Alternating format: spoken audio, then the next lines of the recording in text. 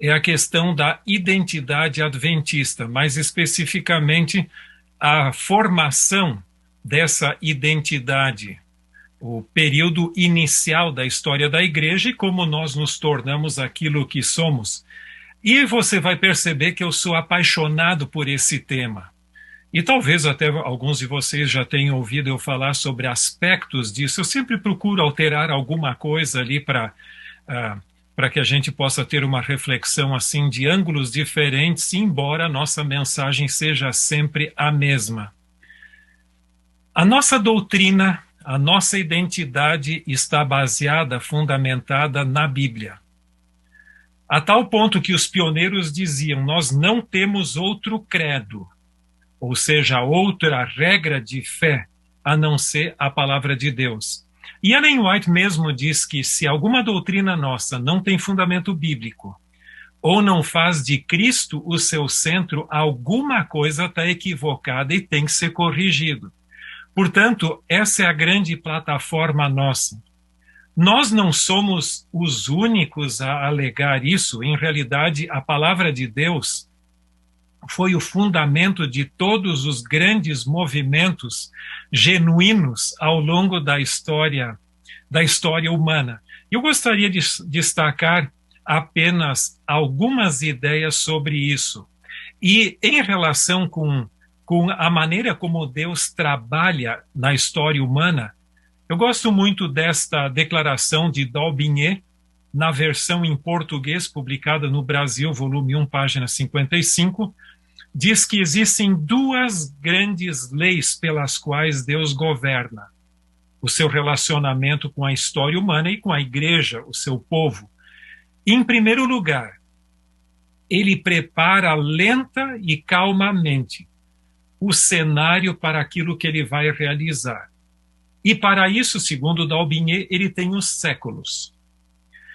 Quando esse cenário está pronto para algo grandioso que Deus vai fazer, então, em segundo lugar, ele realiza os seus propósitos grandiosos usando os meios mais simples possível, de tal maneira que a honra e a glória permaneçam com ele e não com a instrumentalidade que ele está usando.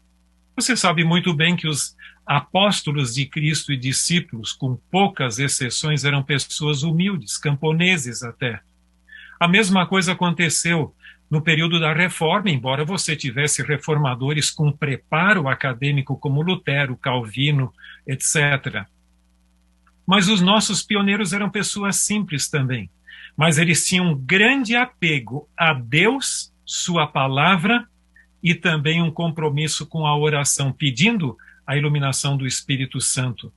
E nesse sentido, nós temos três grandes movimentos que eu colocaria como os três maiores da história do cristianismo pela sua relevância doutrinária, não vou dizer numérica, porque houve outros movimentos também.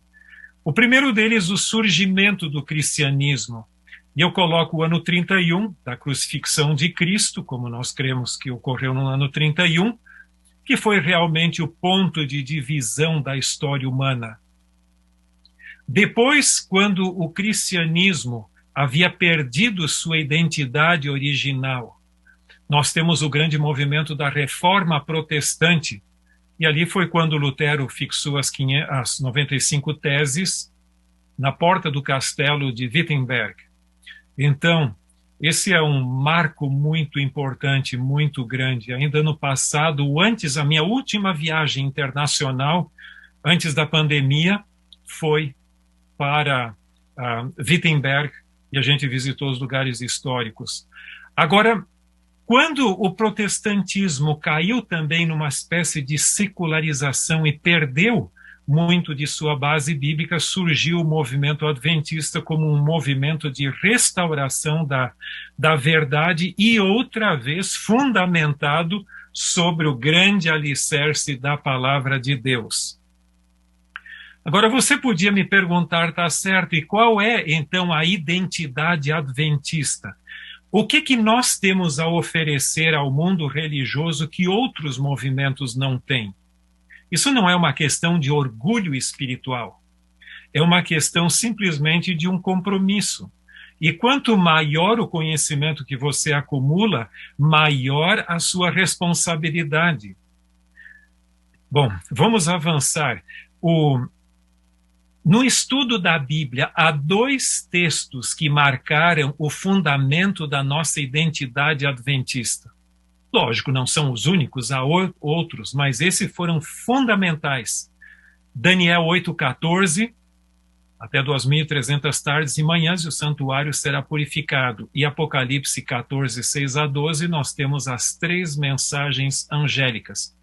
E nós vamos refletir um pouquinho mais sobre isso ao longo das nossas considerações. Qual é o contexto no qual o adventismo surgiu? Bem, a minha tentação seria falar demais sobre isso, porque eu até tenho aqui em casa 3 volumes grossos só sobre o que aconteceu naquela época, e o título da obra é 1844. Muitos movimentos sociopolíticos, religiosos, culturais estavam aflorando naquele período. Mas eu gostaria de destacar alguma coisa. No final do 18º século, do século XVIII, surgiu um movimento na Europa, com bastante força na França, que é o que se chama de iluminismo. Esse movimento foi um movimento intelectual, e esse movimento intelectual filosófico rompeu com tudo que é a estrutura, principalmente a estrutura da Igreja Católica, e também contra a religião, a autoridade da Bíblia, e para eles o que realmente interessava era a liberdade e a razão. Tudo deveria ser criticado, exceto o próprio espírito crítico que eles tinham. Então, eles podiam criticar a outros, mas não podiam ser criticados. Nós temos também como uma expressão prática do iluminismo a Revolução Francesa, e você lembra do caos que isso virou na França ali, e depois teve que até ser suprimido aquilo ali, mas foi o período do terror que surgiu ali. Mas ao mesmo tempo que na França as ideias filosóficas afloravam, na Inglaterra o evolucionismo fazia muita força. E esse estava destronando a Deus da sua criação e atribuindo à própria natureza, à própria criação de Deus, poderes autocriativos. Em outras palavras, Deus não precisa criar nada, porque a própria natureza se autogera, se autocria. Então essa era outra forma de atentado contra a palavra de Deus. Como se isso não bastasse, principalmente na Alemanha, surgiu aquilo que nós conhecemos como método histórico crítico de estudo da Bíblia. O que é isso? Bom, a Bíblia deve ser estudada criticamente como outras obras de cultura antiga. Então você não pode incluir a Deus na sua análise da Bíblia, em seu estudo. Se Deus existe, tudo bem. Nem sei se ele existe, mas se ele existe, você não pode estudar a Bíblia usando o conceito de revelação de Deus, mas simplesmente a Bíblia é um fruto da cultura daquela época, copiada em grande parte de fontes da Babilônia antiga e de outras culturas daquela época. Lamentavelmente, a Bíblia perdeu o seu poder transformador para eles. A Bíblia em si não perdeu, mas eles passaram a negar. E foi nesse contexto altamente desafiador que algumas coisas aconteceram. Em primeiro lugar, sinais cósmicos ocorreram anunciando que algo grandioso haveria de ocorrer. Se você ler o livro Grande Conflito, você perceberá, por exemplo, que você tem a descrição do terremoto de Lisboa, no dia 1º de novembro de 1755, o dia de Todos os Santos. Foi um sábado, não domingo, como alguns alegam, um sábado quando as pessoas que estavam na primeira missa sentiram os abalos que ocorreram ali, incêndios sucederam, e depois também tsunami, embora o termo não fosse conhecido daquela época, foi um caos. Especialmente no dia de Todos os Santos, e nenhum dos santos pôde protegê-los. Isso foi um grande golpe para aqueles que criam que a Igreja Católica dava estabilidade e segurança às pessoas. Depois você tem o sinal no Sol, na Lua. E então uma das coisas que marcou o início do tempo do fim, lembra-se que o tempo do fim não começou em 1844, mas em 1798. O que aconteceu? Em fevereiro daquele ano, o general Berthier, ele veio a mando de Napoleão, por certeza, com seus exércitos, invadiu o Vaticano, prendeu o Papa Pio VI e o levou para o exílio. E esse Papa morreu depois no exílio e nunca voltou para o Vaticano. Muitas pessoas começaram a estudar a Bíblia dizendo, caramba, como pode? Agora o próprio Papa, que é o vigário representante de Deus na Terra, é aprisionado, vai para o exílio e Deus não o protege? Isso tem que ter um significado bíblico. E ali surgiu um grande despertamento no estudo das profecias bíblicas. Estudo das profecias havia antes, mas nenhum tão significativo e marcante como aquele. Guilherme Miller começa a pregar em 1831 o seu primeiro sermão. 2 anos depois já ocorre no mesmo cenário onde ele está pregando a chuva de meteoros cadentes, conhecida como estrelas, a queda das estrelas, em preparação para o que haveria de acontecer depois, 1844, e o início do juízo investigativo pré-advento. Algumas pessoas podem dizer, sim, mas esses são sinais da segunda vinda de Cristo. Se você olhar em Apocalipse 6, 12 e 13, você verá que esses sinais são descritos no livro do Apocalipse, agora mais cronologicamente, na abertura do 6º selo, e não no 7º selo, que é a segunda vinda de Cristo. Bem, isso só para você ter uma ideia que o tempo era solene. Há uma tese de doutorado de Gerhard Fandel, que trabalhou aqui na Associação Geral, hoje está aposentado, mora aqui perto e continua prestando seus serviços, e ele escreveu sobre essa expressão tempo do fim no livro do Apocalipse, de Daniel, capítulo 8, que é muito importante. Quanto à expectativa, você talvez, se conhece um pouco da história da igreja, deve ter ouvido falar da conversão de Guilherme Miller. Guilherme Miller, ele nasceu num lar batista, sua mãe era muito devota, muito fiel, mas o filho, por influências externas, começou a fazer parte de sociedades literárias da época na sua cidadezinha, e leu muito dos deístas, esses que creem no Deus relojoeiro que não se comunica com a sua criação. Ele criou e abandonou. E a mãe se preocupava muito com o filho. Até que o filho criticava os sermões. Dizia, poxa, quando o tio, que é pastor, não está, o diácono que lê o sermão impresso, ele é muito monótono. Não dá para aguentar. E aí, a mãe combinou com o pastor dizendo, veja, quando você não estiver aqui, peça para o meu filho Guilherme ler o sermão. Interessante que ele aceitou. E o sermão, eu até tenho um exemplar do livro, não o original que ele leu, mas da mesma edição.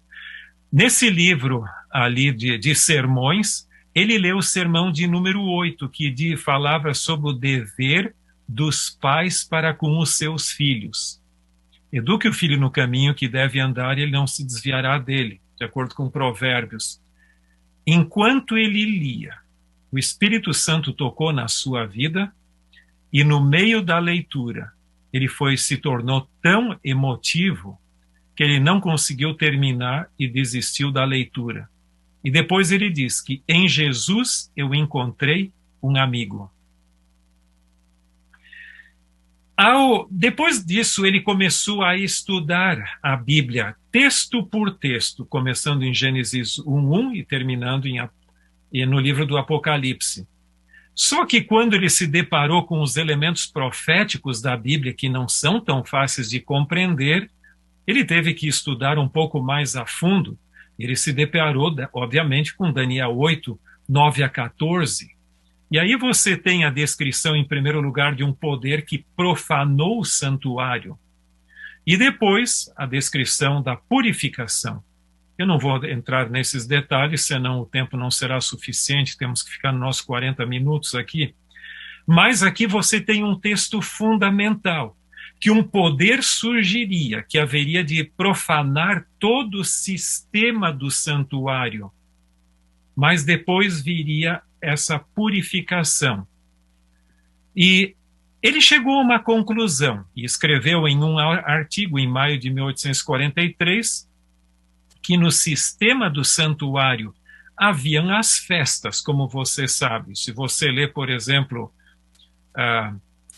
Levíticos capítulo 16, você tem o dia da expiação, o 23 tem as diferentes festas, algumas chamadas de sábados e outras festas. Mas ele chegou a uma conclusão muito interessante.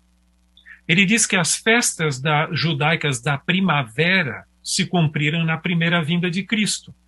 Você lembra que tinha a Páscoa, o Pentecostes, etc. Agora, por sua vez, as festas do outono, ou seja, você tem as trombetas, você tem o dia da expiação, a festa dos tabernáculos, isso se cumpriria em relação à segunda vinda de Cristo. E isto formou a base da interpretação das 2.300 tardes e manhãs. E o dia da expiação, logicamente, ocorria no 10º dia do 7º mês. E Guilherme Miller perguntaram a ele, sim, mas você crê que Jesus voltará no ano religioso judaico de 1843? Quando você crê que é isso? Ele cria que o equinócio é quando o dia e a noite têm a mesma duração. Você sabe que 2 vezes por ano isso acontece. Ele cria que aquilo era o referencial, que seria de 21 de março de 1843 a 21 de março de 1844. Ele nunca estabeleceu uma data específica, mas um período. Só que depois Samuel Snow chegou à conclusão de que o 10º dia do 7º mês ocorreria no dia 22 de outubro de 1844. E isso lançou as bases. O movimento estava aguardando a segunda vinda de Cristo. Algumas pessoas pintam um quadro muito romântico que multidões estavam aqui na fazenda de Guilherme Miller sob a rocha da Ascensão. Não, muito poucos. Provavelmente a família de Guilherme Miller e de Josué Himes. Se havia algum outro, nós não sabemos. Mas eles esperavam a segunda vinda. E Jesus não veio. Eles estavam equivocados, não em relação com o tempo, mas o evento que haveria de ocorrer. Jesus não viria do lugar santo para esta terra, mas entraria pela primeira vez no lugar santíssimo, como chegou à conclusão um grupo de estudos liderado por Iran Edson e também Crozier e Hahn. Não sei se você, meu amigo e minha amiga, já ouviu falar que alguns dizem assim, o adventismo é um erro, porque já começou com o desapontamento de algo que foi errado. Eu lhe diria o seguinte, se desapontamentos desqualificam movimentos, então nem cristão você poderia ser, porque o período das 2.300 tardes e manhãs começa com o desapontamento do cativeiro, do exílio babilônico e a restauração para voltar a Jerusalém, para restaurar o santuário e os muros e o templo, a cidade. Por acaso a cruz não foi o desapontamento para os discípulos? Com certeza. E depois a restauração. Da mesma maneira, não é de surpreender que esse período conclui com um desapontamento e uma nova restauração. Por que razão? Você sabia que, psicossocialmente falando, desapontamentos são bênçãos? porque ajudam na ruptura com a tradição e um novo começo. Nesse sentido, nós tivemos alguns equívocos na nossa história. Por exemplo, o desapontamento, eu já falei. Não fosse o desapontamento e não haveria uma ruptura com a tradição dos credos da igreja, das igrejas de onde eles vieram, os pioneiros. Mas como Jesus não voltou, eles começaram a reestudar a Bíblia. Caramba, o que aconteceu? Nós esperávamos Jesus vir, nós usamos os melhores cronologistas, Yales e Ferguson, e não vemos nenhum erro nos nossos cálculos. O que aconteceu? E ao buscar respostas para o desapontamento, estudando a Bíblia, eles encontraram respostas para várias perguntas que eles nem ao menos haviam formulado. Isso gerou todo um processo de restauração da verdade. Por sua vez, a teoria equivocada da porta fechada, ou seja, não mais necessidade de pregar o evangelho para outras pessoas, deu tempo para eles estudarem a Bíblia e estabelecerem todo esse sistema maravilhoso de verdades que nós herdamos dos pioneiros. E o antitrinitarianismo, que alguns se escandalizam com ele, os nossos pioneiros não criam na Trindade, foi uma bênção, porque ajudou que eles não aceitassem a doutrina filosófica da Trindade católica e protestante, mas buscasse a compreensão de uma Trindade bíblica, não do Deus inamovível da filosofia grega, mas aquele que habita com o seu povo. Portanto, Deus é profissional em transformar equívocos em bênçãos, e isto não foi uma exceção. E qual foi o resultado? Eles começaram a estudar a Bíblia. Ellen White até descreve que eles passavam noites, às vezes, estudando a Bíblia, clamando, orando por nova luz. Existe um equívoco muito sério em nosso meio. Algumas pessoas só leem Ellen White e acham que Ellen White foi que desenvolveu todo o sistema doutrinário. Não foi assim. Se você lê toda a literatura dos pioneiros e o que aconteceu comigo, eu fiquei surpreso de quão pouco ela contribuiu. Ela dizia que Deus não havia chamado para o ministério profético para substituir o estudo da Bíblia, mas para levar a Bíblia. Quando eles não tinham como avançar mais, o Espírito vinha e então consolidava o que eles haviam encontrado de verdades e alertava contra equívocos. Então, a função de Ellen White foi mais de confirmação doutrinária do que de iniciação doutrinária. Isso é um ponto que você não pode esquecer para não cair num extremo e dizer Ellen White não contribuiu com nada. Bom, aí é um extremo. O outro foi ela que estabeleceu todo o sistema. Não. Foi o estudo da Bíblia com a assistência dela, mas não substituindo o estudo da Bíblia jamais e a oração. Por sua vez, na fazenda de Hiram Edson, no dia 23 de outubro, lembra que o desapontamento não foi 22 de outubro, aquela foi a grande expectativa. O desapontamento seguiu após o término do dia e Jesus não ter voltado, então foi dia 23 de outubro de 1844. Ali começou o núcleo de estudo da doutrina bíblica do santuário. Eles chegaram a algumas conclusões muito interessantes, que Jesus continua como intercessor e mediador, mas ele acrescentou uma função.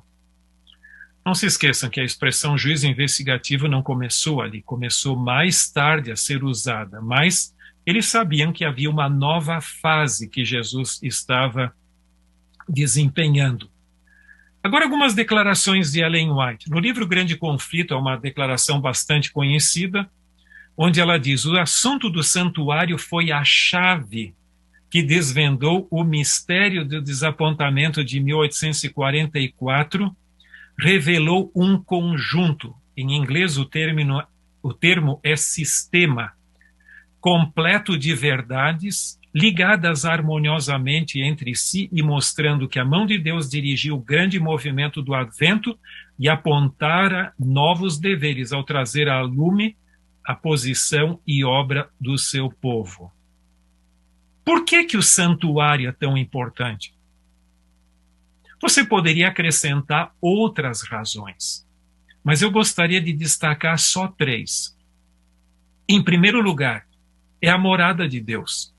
Por acaso o santuário não é o lugar onde Deus habita? Êxodo mesmo diz, 25:8, e far-me-eis um santuário para que eu possa habitar no meio deles. Pode haver um lugar mais importante do que o lugar onde Deus habita? Claro que não. Também é o guardião da lei de Deus, ou seja, o depositário da lei de Deus, os 10 mandamentos, o decálogo. E é o centro do plano da salvação. Biblicamente, todo relacionamento entre céu e terra é via santuário.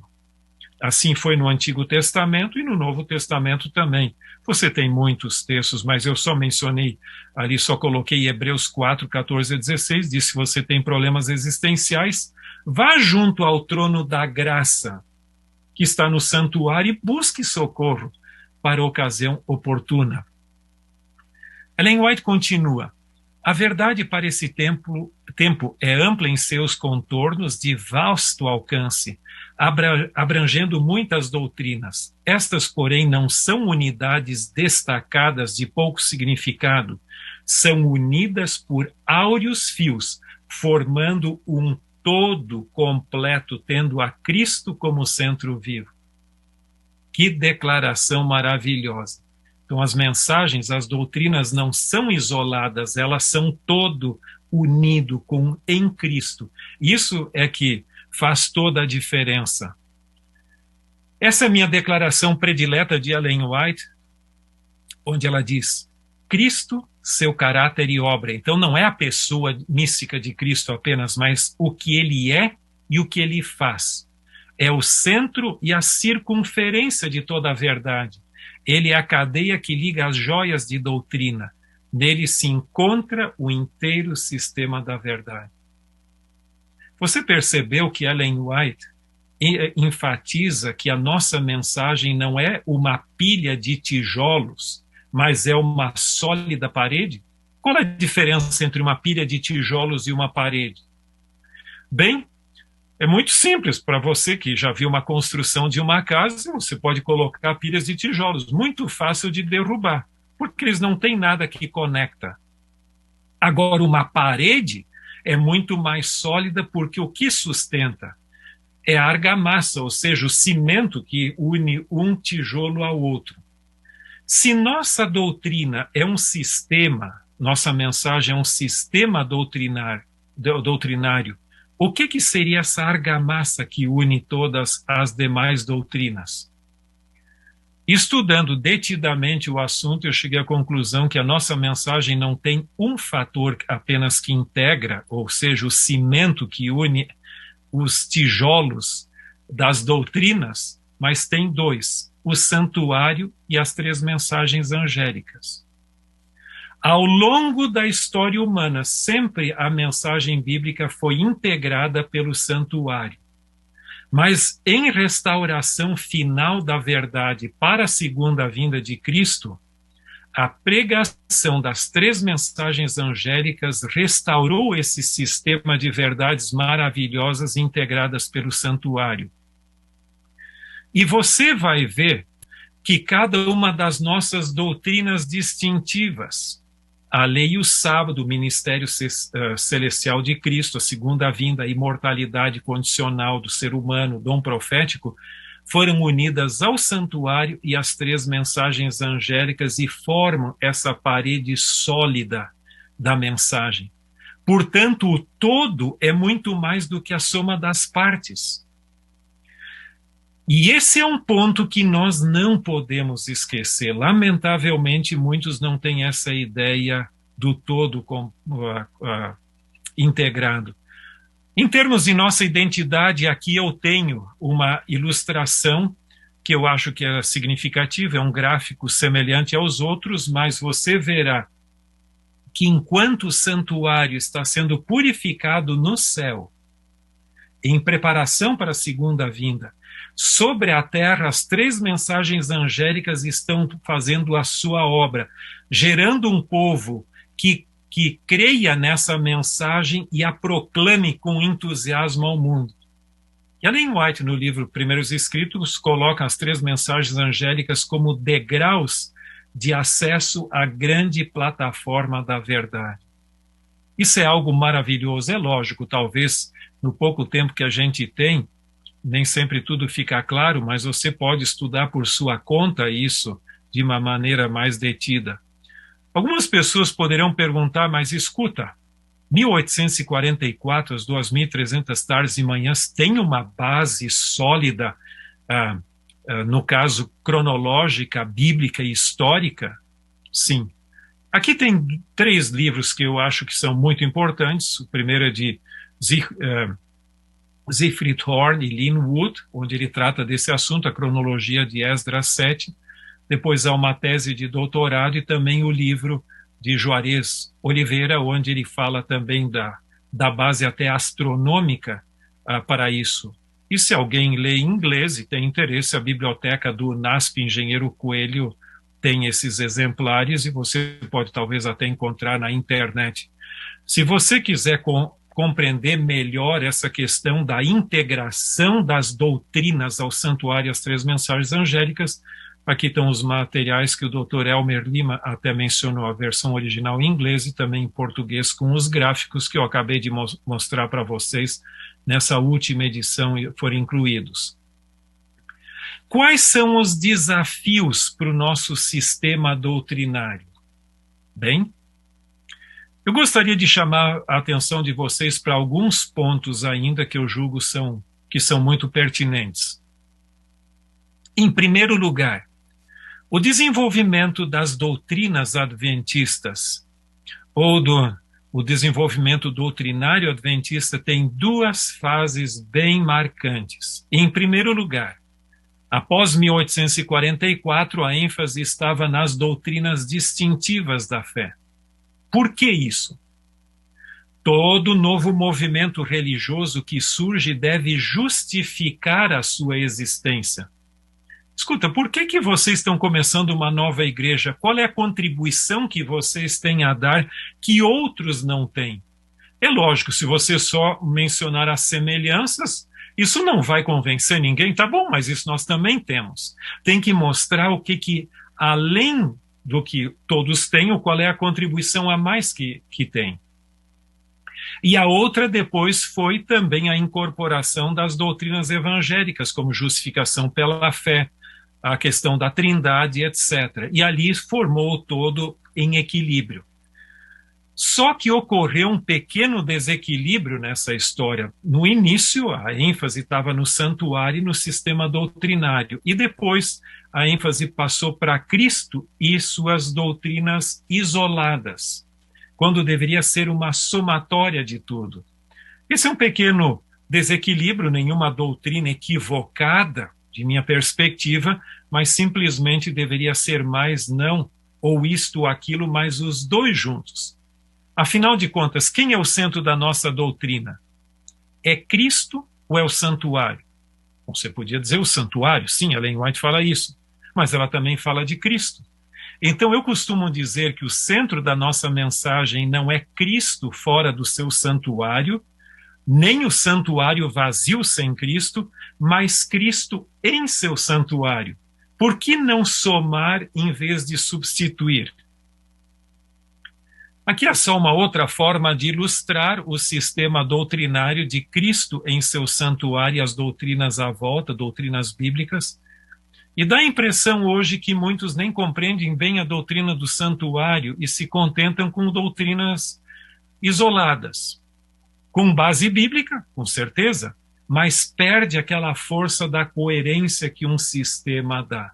Portanto, eu lhe convidaria, você que está me ouvindo, quem sabe repensar um pouco e vamos, quem sabe, resgatar essa visão sistêmica sólida da verdade que nós legamos, que nós recebemos dos pioneiros. Mas existe um outro problema sério. É aquilo que se chama síndrome da ampulheta. O Dr. George Reed me chamou a atenção para isso uma vez, em sala de aula, eu achei muito interessante. Ele diz que muitas pessoas têm dificuldade em conviver com a amplidão da verdade bíblica e se concentram em um só ponto. Não sei como é a história na igreja qual você frequenta, mas por onde eu ando, por esse mundo afora, você tem algumas pessoas que têm uma forte tendência monomaníaca. O que nós precisamos agora é só eventos finais. A pandemia está aqui, nós estamos meio sem convicção, precisamos pregar eventos finais. Outro já diz não. O que nós precisamos pregar agora é a reforma de saúde, porque o povo não toma a sério, isso é a nossa mensagem. Outros já dizem não, é a justificação pela fé que é a doutrina mais importante. Uma vez eu estava num lugar onde haviam tomado o voto que a doutrina mais importante era a justificação pela fé, e queria a minha opinião. Aí eu perguntei, você acha que sem a doutrina de Deus haveria justificação pela fé? Nada existiria sem Deus. Cuidado com essa história de virar monomaníaco e reduzir a amplidão da mensagem a um ponto apenas. Não, nós precisamos do todo, de maneira bem ampla. Agora, Ellen White também nos adverte no livro Testemunhos para Ministros, uma visão que ela teve sobre Satanás e seus anjos tentando enredar o povo de Deus nesses últimos dias. E ela diz, ao se aproximar o povo de Deus dos perigos dos últimos dias, faz Satanás ardorosa consulta com seus anjos, quanto ao plano de maior êxito no sentido de lhes transtornar a fé. E agora Satanás falando. Levá-los-emos então a concluir que as reivindicações de Cristo são menos estritas do que uma vez creram e que pela conformação com o mundo exercerão maior influência sobre os mundanos. Não é isso que nós estamos vendo hoje? Muitas pessoas falam em contextualização. Lógico que precisamos contextualizar os métodos, a apresentação da mensagem, mas cuidado para não eliminar a essência da mensagem, os grandes fundamentos da fé, porque se você elimina eles, você simplesmente acaba com a identidade. Isso que está acontecendo. Em muitos lugares, a nossa identidade foi abaixo e muitas pessoas hoje creem que o adventismo é só um movimento evangélico que ainda guarda o sábado de alguma forma e crê que a pessoa quando morre, morre mesmo. O resto já nem interessa muito. Esse é o melhor caminho para a perda da identidade. Num artigo que eu publiquei já faz muitos anos, intitulado Podemos ainda ser considerados o povo da Bíblia, eu trato um pouquinho sobre isso. E você vai ver que havia uma época que nós éramos poderosos no conhecimento bíblico. E até tivemos vários campeões da Bíblia. Mas parece que o existencialismo entrou de uma forma tão forte que muitas pessoas hoje creem no automaticismo da religião. Ou seja, eu aceito a Jesus como meu salvador, pessoal, está tudo muito bem, maravilhoso, e a doutrina é muito enfadonha, não preciso dela. Seria muito irônico eu dizer que eu amo profundamente a minha esposa e detesto as suas ideias. Andarão dois juntos se não houver entre eles acordo? Enquanto o mundo cristão aceita a Jesus como Salvador, mas não quer saber dele muito como Senhor, quer reavivamento, mas não quer reforma, e se compromete com a pessoa de Cristo, mas não tanto com seus ensinos, o adventismo tem esse compromisso mais completo com os ensinos de Cristo e não só com a pessoa mística de Cristo. Agora, por que quando nós estávamos mais distantes do fim, nós tínhamos maior convicção? E agora que nós estamos mais próximos e em meio a essa globalização do erro, nós estamos mais superficiais, somos mais superficiais e vulneráveis às ideologias contemporâneas? Isso é a estratégia de Satanás. Simplesmente para nos deixar enredados e não ter convicção. Nós precisamos desesperadamente resgatar a nossa identidade original se queremos ter um futuro. E Ellen White nos adverte, não é a oposição do mundo que devemos temer, e sim os elementos que trabalham entre nós que têm prejudicado a mensagem. Por quê? As críticas externas nos unem, porque a gente acaba tendo que enfrentar um inimigo comum externo. Mas as críticas internas nos dividem. E isso é o grande problema que nós estamos enfrentando. Críticas que no passado eram apenas externas, hoje estão dentro do nosso próprio meio. Eu gostaria, antes de concluir nossas considerações em um minuto assim, chamar sua atenção para uma analogia. Vamos supor que o carro de baixo, esse Nissan, é meu e eu quero lhe vender. E um outro amigo, quem sabe até o Dr. Elmer Lima mesmo, tem o carro de cima, um Honda, bem incrementado também, e eu quero lhe vender e o preço é o mesmo. Agora, quando você me pergunta, escuta, por que você quer que eu compre o seu carro e não o dele? Eu digo, bom, porque o meu carro tem rodas. Eu quero que você compre o meu carro porque ele tem portas. Ele tem até um para-brisa. Por favor, compre o meu carro porque tem um volante, tem até um motor dentro dele. Por favor, compre o meu carro e não o do Dr. Elmer Lima. Você acha que isso convenceria você para comprar o meu carro e não o dele? Não creio. Se um carro não tiver o que eu estou mencionando aqui, nem carro é. O que faz a diferença é que sensores, que acessórios o meu carro tem que o dele não tem. Então é o algo mais. Sabe que nós queremos converter o mundo, muitas vezes, oferecendo a eles o que eles já têm? Isso não convence. Se você não pregar Cristo e sua palavra, você nem cristão é, desculpe. Mas você tem que colocar esse algo mais, que é o diferencial que o mundo, que a igreja adventista tem a oferecer ao mundo que os demais têm. Isso é que se chama identidade, que transforma nós o que somos. Somos cristãos evangélicos que cremos na morte e ressurreição de Cristo Jesus, na sua segunda vinda, mas também cremos no que ele está fazendo hoje pela nossa salvação. Ele não está apenas numas férias, numa colônia de férias, aguardando o Pai dizer, agora volta para a terra e pega o meu povo. Não, ele está intimamente relacionado à nossa salvação, aplicando os méritos de seu sacrifício na cruz do Calvário. Meu amigo, nós temos uma mensagem poderosa que nós não podemos negligenciar. Em realidade, eu lhe diria que a identidade adventista é como um diamante precioso multifacetado. Não fique com uma faceta ou um lado apenas. Pegue o todo dessa preciosidade que é a mensagem adventista. Isso que eu chamo de identidade. Não coisas isoladas, mas o todo. E concluindo, Mateus 28, 18 a 20 nos diz, Jesus falando a grande comissão, Jesus aproximando-se falou-lhes dizendo, toda autoridade me foi dada no céu e na terra.